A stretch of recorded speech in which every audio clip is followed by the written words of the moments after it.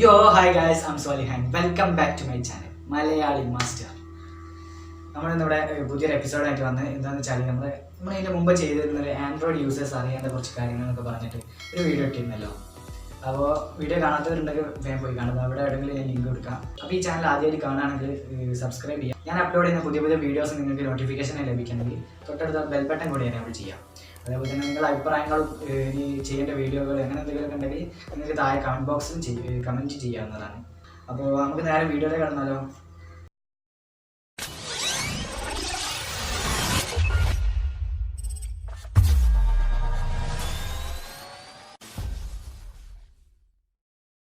പിന്നെ അതേപോലെ തന്നെ നമ്മൾ ഈ കോഫി ഷോപ്പിലും അതേപോലെ തന്നെ പബ്ലിക് പ്ലേസുകളിൽ റെയിൽവേ സ്റ്റേഷൻ ബസ് സ്റ്റാൻഡ് അങ്ങനെ സ്ഥലത്തൊക്കെ പോകുമ്പോൾ നമുക്ക് ഒരുപാട് പബ്ലിക് വൈഫൈകൾ കിട്ടും.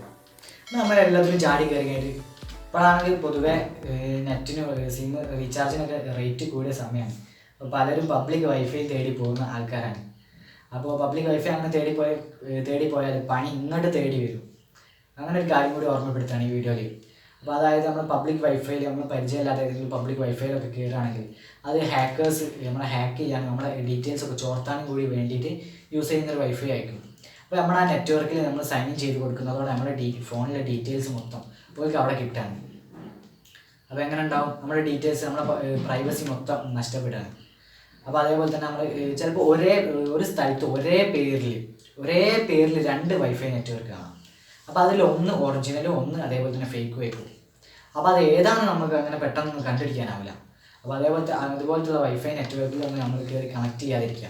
ചില സ്ഥലങ്ങളിലൊക്കെ ഉണ്ട് ഓതറൈസ്ഡ് വൈഫൈ നെറ്റ്വർക്ക്. അതിപ്പോൾ ആ സ്ഥലത്തിൻ്റെതാണ്, അത് ആ ഒരു പ്രോപ്പർ പ്ലേസിൻ്റെതാണ് നമുക്ക് ഉറപ്പുള്ളത്.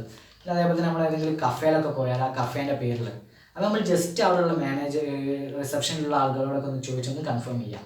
പിന്നെ അതേപോലെ തന്നെ നമുക്കൊരു അനോണിമസ് കോളൊക്കെ വരികയാണ്. ഇപ്പോൾ ആരാ വിളിക്കുന്നതെന്ന് അറിയില്ല, നമ്പർ മാത്രം നമ്മൾ സേവ് ചെയ്തിട്ടില്ല, പരിചയമില്ല.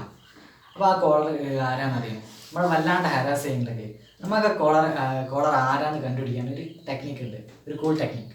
നമ്മൾ എന്താ ചെയ്യേണ്ടതെന്ന് വെച്ചാൽ ആ 10 ഡിജിറ്റ് മൊബൈൽ നമ്പർ നേരെ കോപ്പി ചെയ്യുക. നമ്മൾ നേരെ ഗൂഗിൾ അല്ലെങ്കിൽ ഏതെങ്കിലും ഒരു ബ്രൗസറിൽ കൊണ്ടുപോയിട്ട് പേസ്റ്റ് ചെയ്തിട്ട് നമ്മൾ ജസ്റ്റ് ആ നമ്പർ ഒന്ന് സെർച്ച് ചെയ്താൽ മതി. അപ്പോൾ ആ മൊബൈൽ നമ്പറായിട്ട് രജിസ്റ്റർ ചെയ്ത അക്കൗണ്ടുകൾ, ഇൻസ്റ്റാഗ്രാം അങ്ങനെ കുറേ കാര്യങ്ങൾ നമുക്ക് ആ ബ്രൗസറിൻ്റെ ലിസ്റ്റിൽ വരും. ഉദാഹരണത്തിന് ഞാൻ എൻ്റെ ഒന്ന് എടുത്തിട്ട് കാണിച്ചു തരാം. അപ്പോൾ ഗൈസ് നമ്മുടെ ഗൂഗിളിൽ ചെന്ന് ഞാൻ മൊബൈൽ നമ്പർ സെർച്ച് ചെയ്തപ്പോൾ എൻ്റെ ഫുൾ ഡീറ്റെയിൽസ് ഇത് അവിടെ വന്നിട്ടുണ്ട്. എൻ്റെ ഇൻസ്റ്റാഗ്രാമിൻ്റെ ID, അതേപോലെ തന്നെ നമ്മുടെ ഫേസ്ബുക്ക് പേജിൻ്റെ വീഡിയോ ലിങ്ക് വന്നിട്ടുണ്ട്. അതേപോലെ തന്നെ യൂട്യൂബ്, ഇൻസ്റ്റാഗ്രാം ഒരുപാട് വെബ്സൈറ്റിൻ്റെ വന്നിട്ടുണ്ട്. പിന്നെ അതേപോലെ തന്നെ ഞാൻ പങ്കെടുത്തൊരു ക്വിസ് ഉണ്ട്, ദൂരദർശൻ നമ്മുടെ DD മലയാളം എന്ന് പറഞ്ഞ ദൂരദർശൻ്റെ ചാനൽ ഉണ്ടല്ലോ. അപ്പോൾ ആ ചാനലിൽ ഞാൻ ക്വിസിന് പങ്കെടുത്തിട്ടുണ്ട്. അപ്പോൾ അതിൻ്റെ കുറേ ഡീറ്റെയിൽസ് വന്നിട്ടുണ്ട്. പിന്നെ അതേപോലെ തന്നെ നമ്മുടെ ഫുൾ ഇൻസ്റ്റാഗ്രാം എന്നാണ് തോന്നിയിട്ടുള്ളത്. പിന്നെ അതേപോലെ തന്നെ എൻ്റെ മറ്റൊരു അക്കൗണ്ടാണ് മർക്കസോൾജ്, നമ്മുടെ സ്കൂൾ പിക്സ് കുറേ കാര്യങ്ങളൊക്കെ ഉള്ളതാണ്. പിന്നെ അതേപോലെ തന്നെ നമ്മളെ #ടാഗ് വന്നിട്ടുണ്ട്. പിന്നെ നമ്മുടെ യൂട്യൂബിൻ്റെ ലിങ്ക് വന്നിട്ടുണ്ട്. അങ്ങനെ കുറേ കാര്യങ്ങൾ. അപ്പോൾ ഇതൊക്കെ ഒരു പരിധി വരെ മാത്രമാണ്. ഇത് കിട്ടും 100% കിട്ടുമെന്ന് ഞാൻ ഒരു ഉറപ്പും പറയുന്നില്ല. അപ്പോൾ എൻ്റെത് കിട്ടുന്നുണ്ട്, കാരണം ഞാൻ ഒരുപാട് ആ നമ്പർ വെച്ചിട്ട് ഞാൻ ഒരുപാട് കാര്യങ്ങൾ ഫേസ്ബുക്ക്, വാട്സപ്പ്, ഇൻസ്റ്റാഗ്രാം അങ്ങനെ എല്ലായിടത്തും ആ അക്കൗണ്ട് ലിങ്ക്ഡാണ്, ഈ നമ്പർ ലിങ്ക്ഡായിട്ടാണ്. പക്ഷേ അങ്ങനെ ചെയ്യാത്ത ആളുകളുണ്ടെങ്കിൽ അവർക്ക് കിട്ടില്ല. കാരണം എൻ്റെ ഇപ്പോൾ ഗൂഗിളിൻ്റെ നെയിം അടിച്ചാൽ തന്നെ ഫോട്ടോസ് കാര്യങ്ങൾ അങ്ങനത്തെ ഡീറ്റെയിൽസ് മൊത്തം വരും, എൻ്റെ ഡീറ്റെയിൽസ് മൊത്തം വരുന്നുണ്ട്. അപ്പോൾ അങ്ങനെയുള്ള ആളുകൾക്കൊക്കെയാണ് കിട്ടാൻ ചാൻസ് കൂടുതൽ. നമ്മളിപ്പോൾ വീട്ടിലാണെങ്കിൽ നമ്മുടെ വീട് ഒരു സിറ്റി ഏരിയയിലാണെങ്കിൽ തന്നെ നമുക്ക് റേഞ്ചൊക്കെ ആണെങ്കിൽ ഫുൾ കട്ടുണ്ടാവും. പക്ഷെ നമുക്ക് തീരെ സ്പീഡ് കിട്ടില്ല നെറ്റിന്. അപ്പോൾ നമ്മളെന്താ ചെയ്യുക, ആകെ കൂടി പെട്ട അവസ്ഥ തന്നെ. നമ്മൾ കുറേ സിമ്മൊക്കെ മാറ്റി വെക്കും. പക്ഷെ അതിനെല്ലാത്തിനും ഒരു കാരണമുണ്ട്, നമ്മുടെ ഫോണിലുള്ളൊരു സെറ്റിങ്സ് അത് മാറ്റിയാൽ നമ്മുടെ റേഞ്ച് കൂടും. അതിനിപ്പോൾ ഫുൾ കട്ടല്ല, ജസ്റ്റ് ഒറ്റ കട്ടേ ഉള്ളൂ, എന്നാലും നമ്മൾ അതിനനുസരിച്ചുള്ള സ്പീഡ് കിട്ടും. നമ്മൾ ചിലത് ഉണ്ട് ഫുൾ റേഞ്ച് ഉണ്ടാവും, പക്ഷേ അതിനനുസരിച്ചുള്ള തീരെ സ്പീഡ് കിട്ടില്ല. 4G ഫുൾ റേഞ്ച് ഉണ്ടെങ്കിലും 2Gൻ്റെ സ്പീഡ് പോലും ചിലത് കിട്ടില്ല. അപ്പോൾ അതെല്ലാത്തിനും നമ്മുടെ ഫോണിൻ്റെ അകത്തുള്ളൊരു സെറ്റിങ്സ് കാരണമാണ് ഇങ്ങനെ സംഭവിക്കുന്നത്.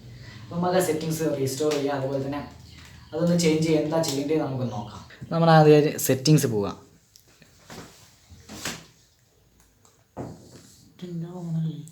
നമ്മൾ സെറ്റിങ്സ് പോയിട്ട് നെറ്റ്വർക്ക് സെറ്റിങ്സ് ഉണ്ടാവും. താഴെ നമുക്ക് കാണാം APN എന്ന് പറഞ്ഞൊരു സംഭവം. ഇതാ APN. ഇതിലിപ്പോൾ BSNL ഇൻ്റർനെറ്റ്. അപ്പോൾ നമ്മൾ അത് എടുക്കുക. നമ്മുടെ ഏത് APN ആണോ യൂസ് ചെയ്യുന്നത്, ഏത് സിമ്മിൻ്റെ APN ആണോ യൂസ് ചെയ്യുന്നത് വെച്ചാൽ അത് എടുക്കുക. ശേഷം ഇതാ ബിയറർ അങ്ങനെ സംഭവമുണ്ട്. അൺസ്പെസിഫൈഡ് എന്നായിരിക്കും മിക്ക ഫോണിലും ഉണ്ടാവുക. അപ്പോൾ നമ്മളത് ചേഞ്ച് ചെയ്ത് LTE ആക്കി കൊടുക്കണം. നമുക്ക് ജസ്റ്റ് ഒന്ന് സേവ് ചെയ്യാം. ഓക്കെ, നമ്മൾ നെറ്റ് അത്യാവശ്യം സ്പീഡ് വന്നിട്ടുണ്ടാവും. ഇനി പുതിയൊന്ന് എന്താണെന്ന് വെച്ചാൽ നമുക്ക് ഗൂഗിൾ അസിസ്റ്റൻറ്റ് വെച്ചിട്ടുള്ള ചെറിയ സംഭവമാണ്. അപ്പോൾ അതിനായിട്ട് നമുക്ക് ഗൂഗിൾ അസിസ്റ്റൻറ്റിനെ വിളിക്കാം. Hey Google. അപ്പോൾ നമുക്ക് എന്താ നോക്കാനുള്ളതെന്ന് വെച്ചാൽ ഇതാ ഈ ഒരു ഓപ്ഷനാണ് ഗൂഗിൾ ലെൻസ്. അപ്പോൾ അതായത് നമ്മുടെ ക്യാമറ യൂസ് ചെയ്യാനുള്ള പെർമിഷൻസൊക്കെ ചോദിക്കും. പെർമിഷൻസൊക്കെ അലോ കൊടുക്കുക. നമ്മുടെ അക്കൗണ്ട് ചോദിക്കും, നമ്മുടെ അക്കൗണ്ട് കൊടുക്കുക. ഓക്കെ, അപ്പോൾ ഇതാണ് നമ്മളെ ഇൻ്റർഫേസ് വന്നിട്ടുള്ളത്. നേരെ ഇതാ നമ്മൾ ആദ്യം QR കോഡ് നോക്കാം. അപ്പോൾ ഇതാ എൻ്റെ ക്യാമറ ഓപ്പണായി വന്നിട്ടുണ്ട്.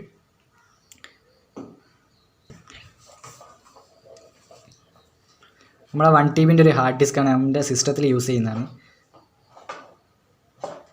നമ്മൾ കറക്റ്റായി വെച്ചതിന് ശേഷം ഒരു ക്ലിക്ക് കൊടുക്കുക. അപ്പോൾ ക്യാപ്ചർ ആയിട്ടുണ്ട്. ഇതാ ഗൈസ് നമ്മുടെ സെർച്ച് റിസൾട്ടൊക്കെ വന്നിട്ടുണ്ട്. നമുക്കിനി ഏതാണ് എന്ന് നോക്കിയാൽ ഇതാ. അപ്പോൾ ഇതാണ് നമ്മളെ ഹാർഡ് ഡിസ്ക്. നേരെ നമുക്ക് ഗൂഗിളിലേക്ക് യെസ് കൊടുത്താൽ നേരെ ഗൂഗിളിലേക്ക് പോകും. അപ്പോൾ അതുമായിട്ടുള്ള ഡീറ്റെയിൽസ് മൊത്തം നമുക്ക് കിട്ടും.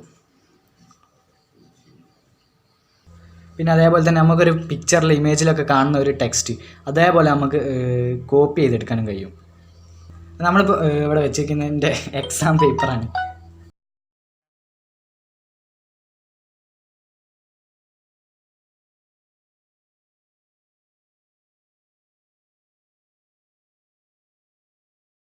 അപ്പോൾ ഓക്കെ സെലക്ട് കൊടുത്ത്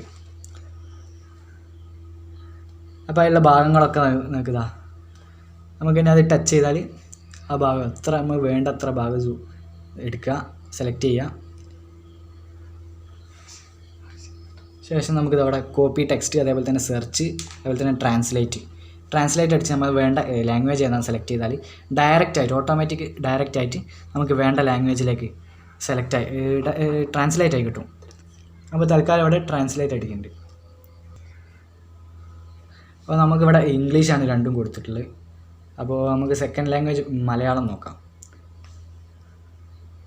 ഇതാണ് അപ്പോൾ നമ്മുടെ ക്വസ്റ്റ്യൻ പേപ്പറിലുള്ള ടൈറ്റിൽഡ് മലയാളം വർഷം ഉയർന്ന സെക്കൻഡ് മൂല്യനിർണ്ണയമല്ല, ഒരു ടൈപ്പ് കൊല, അത് തന്നെ പറയാം. അപ്പോൾ ഇനി ആ ടെക്സ്റ്റ് നമുക്ക് ഇവിടെ കോപ്പി ചെയ്യാം. അങ്ങനെ കുറേ ഓപ്ഷൻസ് ഉണ്ട്. പിന്നെ അതേപോലെ തന്നെ ആ ടെക്സ്റ്റിൻ്റെ പ്രൊണൗൺസിയേഷൻ നമുക്കിവിടെ കേൾക്കാം. Higher Secondary Second Term Evaluation, December 2019, Part 3 Chemistry. മതി അത്രക്ക് മതി. ഇനി അതേപോലെ തന്നെ മലയാളം. ഈ വർഷം ഉയർന്ന സെക്കൻഡ് ടേം മൂല്യനിർണ്ണയം 2019 ഡിസംബർ ഭാഗം -3 രസതന്ത്രം. നല്ല രസമുണ്ട് കേൾക്കാൻ. അപ്പോൾ ഇതാണ് അടുത്ത സംഭവം. പിന്നെ അതേപോലെ തന്നെ ഗൂഗിൾ ലെൻസ് തന്നെ ഒരുപാട് വേറെ ഓപ്ഷൻസ് ഉണ്ട്. നമ്മളിപ്പോൾ എന്തെങ്കിലും ഒരു പ്രൊഡക്റ്റിൻ്റെ ഫോട്ടോ ആണ് എടുക്കുന്നെങ്കിൽ, അതേപോലെ തന്നെ നമുക്ക് എന്തൊരു പ്ലാന്റ്സോ അനിമൽസോ എന്തെങ്കിലും ഒരു പ്ലാന്റ്സിൻ്റെ ഫോട്ടോയോ അനിമൽസിൻ്റെ ഫോട്ടോ ഒക്കെ നമ്മൾ സ്കാൻ ചെയ്യുകയാണെങ്കിൽ അത് എന്ത് ടൈപ്പ് അനിമലാണ് അങ്ങനെ ഫുള്ള് നമുക്ക് പറഞ്ഞു തരും. അതായത് ഒരു അനിമൽസിൻ്റെ പ്ലാന്റ്സിനൊക്കെ കുറിച്ചുള്ള ഒരു ബുക്ക് പോലെ നമുക്ക് പറഞ്ഞു തരും. പിന്നെ അതേപോലെ തന്നെ നമ്മളൊരു ബുക്കിൻ്റെ ചട്ടയോ അതേപോലെ തന്നെ കവർ ഫോട്ടോ എടുത്താൽ നമുക്ക് സ്കാൻ ചെയ്ത് കഴിഞ്ഞാൽ അത് ഏതാ ബുക്ക്, അതിൻ്റെ ഡീറ്റെയിൽസ് മൊത്തം. ഞാനിപ്പോൾ അവിടെ വേറൊരു പ്രൊഡക്റ്റ് സെർച്ച് ചെയ്യാൻ പോവാണ്, നോക്കാം.